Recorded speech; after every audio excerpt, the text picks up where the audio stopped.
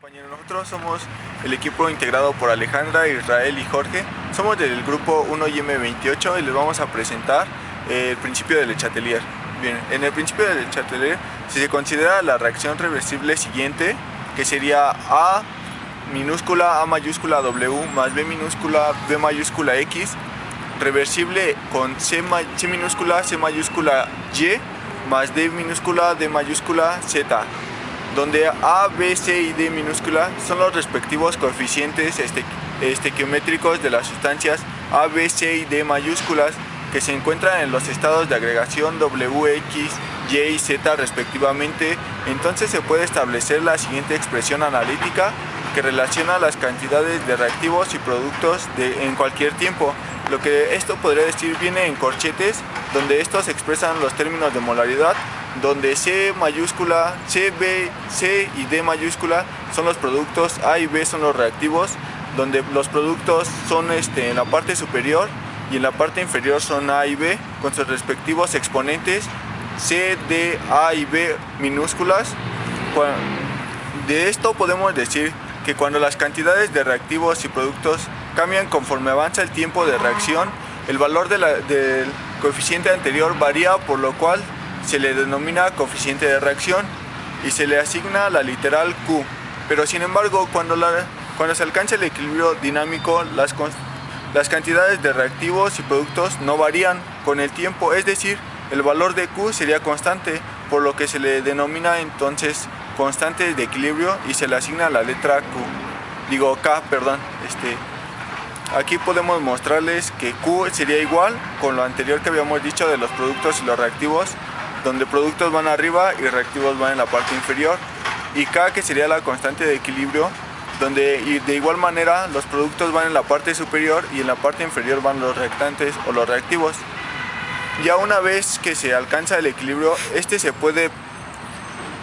se puede perder debido a alguna modificación en las condiciones de trabajo, y entonces el sistema hace lo necesario para alcanzar un nuevo equilibrio. Lo anterior se enuncia con el principio de Le Chatelier, que le voy a presentar a continuación. El principio de Le Chatelier establece que si una reacción en equilibrio es perturbada desde el exterior, el sistema evoluciona en sentido de contrarrestar los efectos de dicha perturbación. Una reacción muy indicada para mostrar dicho proceso es el equilibrio que se establece entre el catión hexacobalto 2 y el anión tetracloruro de cobalto 2. En el primero, el número de coordinación de cobalto es 6 y tiene una coloración rosada, mientras que el segundo, el cobalto tiene un índice de coloración 4 y presenta un color azul fuerte característico de azul cobalto. A temperatura ambiente, el equilibrio se encuentra desplazado hacia la izquierda y la dilución presenta un color rosado intenso. Si añadimos cloro o calentamos, el equilibrio se desplazará hacia la derecha. Si tratamos de añadir iones de cloruro disolviendo cloruro de sodio, ocurre que la disolución se satura antes de que el cambio de color sea apreciable, pero se puede lograr dicho cambio obteniéndose una disolución saturada de sal. Si tratamos de añadir iones de cloruro disolviendo cloruro de sodio, ocurre que la disolución se satura antes de que un cambio de color sea apreciable, pero se puede lograr dicho cambio obteniéndose una disolución saturada de sal mediante el calentamiento. Al calentar aproximadamente 5 minutos se disuelve la sal, suministrándose así los iones de cloruro, y se logra el desplazamiento del equilibrio hacia la derecha por el efecto combinado de la solución de iones de cloruro y el aumento de la temperatura y el desplazamiento que será visible por el cambio de color. Una vez obtenido el color azul, se puede desplazar la reacción nuevamente hacia la izquierda añadiéndose agua o enfriando para recuperar nuevamente la tonalidad rosa. Cantidad de uno de los componentes. Al considerar que se encuentra en equilibrio la reacción siguiente, que será monóxido de carbono más cloro, que esto formaría fosgeno, que sería una reacción reversible, se puede establecer que el tiempo de equilibrio del valor de la constante es K1. Entonces, si se aumenta la cantidad de monóxido de carbono, el valor de la constante disminuye al aumentar el denominador, denotando con ello que se pierde el equilibrio del sistema. Como se observa, para que el valor de la constante sea nuevamente K1, debe disminuir el denominador y aumentar el numerador, es decir, las cantidades de los reactivos deben disminuir y las cantidades de los productos deben aumentar. Esto se logra si la reacción procede hacia la derecha hasta que alcanza el valor inicial de la constante, y se dice entonces que el sistema se desplazó hacia la derecha. Para alcanzar un nuevo estado de equilibrio, lo anterior es válido para cualquier reacción reversible en la que se aumenta la cantidad de alguno de los reactivos. Por otro lado, si se aumenta la cantidad en moles de la cantidad del fosgeno, el valor de la constante aumenta al aumentar el numerador, denotando con ello que se pierde el equilibrio del sistema nuevamente. Como se observa, para que el valor de la constante sea nuevamente K1, debe aumentar el denominador y disminuir el denominador, es decir, las cantidades de los reactivos deben aumentar y las cantidades de los productos deben disminuir. Esto se logra si la reacción produce hacia la izquierda hasta que se alcance un valor nuevamente inicial a la constante 1. Se dice entonces que el sistema se desplazó hacia la izquierda. Para alcanzar un nuevo estado de equilibrio, lo anterior es válido para cualquier reacción reversible en la que se aumenta la cantidad de alguno de los productos. De forma similar a la anterior, al analizar qué se sucede cuando disminuye la cantidad de alguno de los reactivos o productos, se concluye que cuando disminuye la cantidad de alguno de los reactivos, el equilibrio se desplaza hacia la izquierda, y cuando disminuye la cantidad de alguno de los productos, el equilibrio se desplaza hacia la derecha.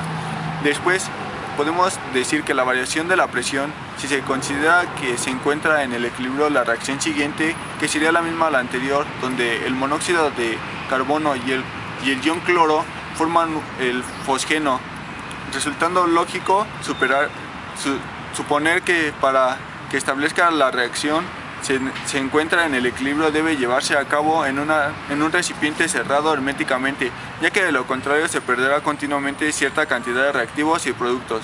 Por lo tanto, se puede decir que las moléculas de cada gas están limitadas a moverse dentro de cierto volumen, de tal forma que se puede afirmar que al disminuir lentamente el volumen, la presión aumenta y la temperatura permanece constante. Sin embargo, con las moléculas de cada gas tienen un menor espacio para moverse, estarán más juntas y por lo tanto será más probable que interaccionen en forma en aquellas entidades que ocupen un menor volumen. Adicionalmente a lo anterior, se debe recordar que a las mismas condiciones la presión y temperatura en número de moles iguales de gases diferentes ocupan el mismo volumen. Aplicando estos razonamientos a la reacción anterior, se puede establecer que al disminuir el volumen aumenta la presión y el equilibrio se desplaza hacia la derecha, ya que una molécula de fosgeno ocupa un menor volumen que el que ocupa las moléculas de monóxido de carbono y el ion cloro. O bien, hablando en términos de moles, una mol de fosgeno ocupa un menor volumen que el que ocupa una mol de monóxido de carbono y una mol del ion cloro. Considerando lo anterior, se puede establecer que cuando se tiene un sistema en equilibrio y se aumenta la presión, disminuyendo el volumen, el equilibrio se desplaza hacia el lado de la reacción, donde se suman los coeficientes estequiométricos, es menor. Asimismo, se establece que el equilibrio se desplaza hacia el lado de las reacciones, donde la suma de los coeficientes estequiométricos es mayor. Ahora les hablaré sobre las aplicaciones del equilibrio químico en la industria. Bueno, lo primero va a ser verificar que se lleve a cabo la transformación del 100% de la materia. Segundo paso sería cuantificar el volumen. El tercero, el porcentaje de error en nuestro proceso. Cuarto, controlar la calidad del proceso. Y como último, podríamos tener la mejora del proceso. Para esto hay que conocer distintas variables, que son el reactivo limitante, que es el que se acaba primero, la concentración, la presión, el volumen y la temperatura. Un ejemplo de aplicación industrial es controlar las reacciones producidas y la velocidad de ellas. Por ejemplo, tenemos el fosfato de zinc, que se utiliza para el tratamiento de diferentes metales. Aquí tenemos una implicación ambiental, ya que si no se trabaja con las concentraciones adecuadas, puede haber mayor contaminación en el aire, ya que muchas veces no contamos con extractores y el personal no siempre cuenta con el equipo de seguridad. Otra aplicación en la vida cotidiana serían las operaciones médicas, ya que aquí se tiene que disminuir la temperatura hasta 4 grados centígrados para que los procesos metabólicos no afecten los tejidos.